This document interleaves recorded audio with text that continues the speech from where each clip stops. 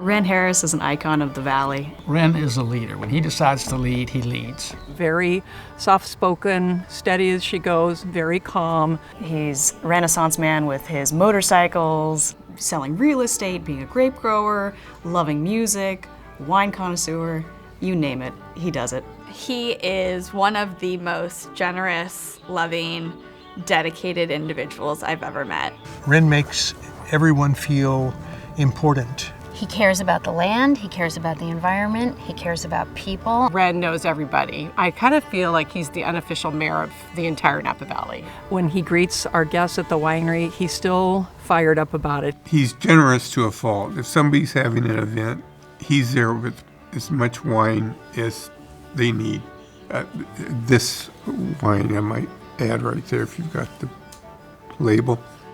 Ren Harris is one of the most consequential leaders of what happened in the early years of the Napa Valley. He was either founder or co-founder or leader of all of the early organizations that really we desperately needed, that there wasn't any infrastructure here. It was March in 1975 when I got a call from Ren. And Ren said he'd like to put together a group to form a Grape Growers Association. And I think he put together 6 or 7 of us at the time. But the fact of the matter is, if one person is really responsible for establishing the Napa Valley Grapegrowers Association, it's Ren Harris.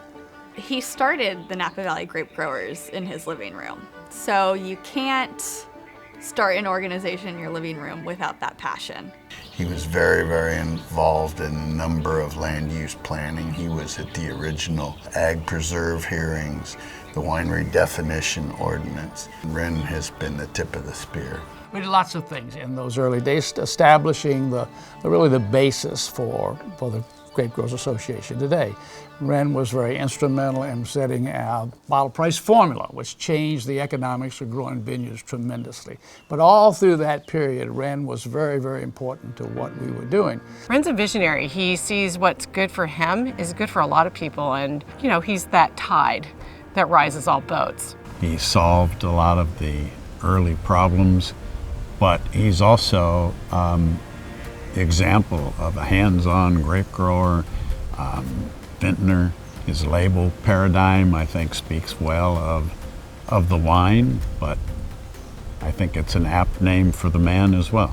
What we really wanted to do was gain some respect for the grape growers. Back in the 70s, there wasn't a lot of respect for grape growers. And so I think that's what we all were demanding, was they respect us. And you got to organize and become important to do that. Ren has contributed incredibly to the Napa Valley community through so many of the organizations he's been involved with. Napa Valley Grapegrowers, the Oakville Wine Growers, Napa Valley Vintners. He, I think, founded the California Grower Foundation. He was instrumental in creating the winery definition ordinance. So these are all organizations and policies that are going to keep us, an agricultural community for years to come. He believes in health, not just of people, but of the vines. And I think early on in the 70s, he really felt like there was a way to farm without having to use all the inputs. Sustainability is a three-legged stool. It's much more important to look at the big picture than just the micro parts of the soil and air. Ren was sort of an early adopter with the notion of sustainability. He's always farmed as clean as we can. He's always been committed to that. Ren's been paving the way for the future of Napa Valley agriculture for a really long time, and I don't even think he knew he was doing it. He was paving the way for healthcare for agricultural workers, and I don't think he realized that was going to be impactful for when large wineries were no longer the highest concentration of wineries in the Napa Valley. I mean, now small wineries are.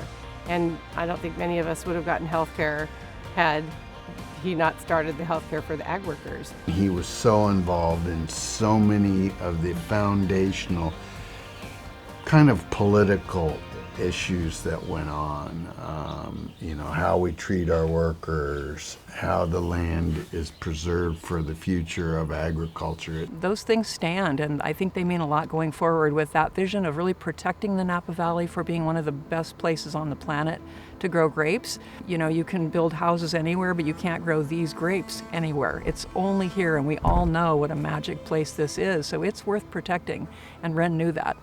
Ren is deservingly the grower of the year for lots of years. It's long overdue, but congratulations, Ren. Well deserved. We're really proud of you and all you've done for all of us. It wouldn't surprise me if he has it tattooed across his chest. He's just a wonderful person and an icon. I'm just so tickled that grape growers are recognizing him because he's been very beneficial to the agricultural community in the county. Ren, you know you deserve this.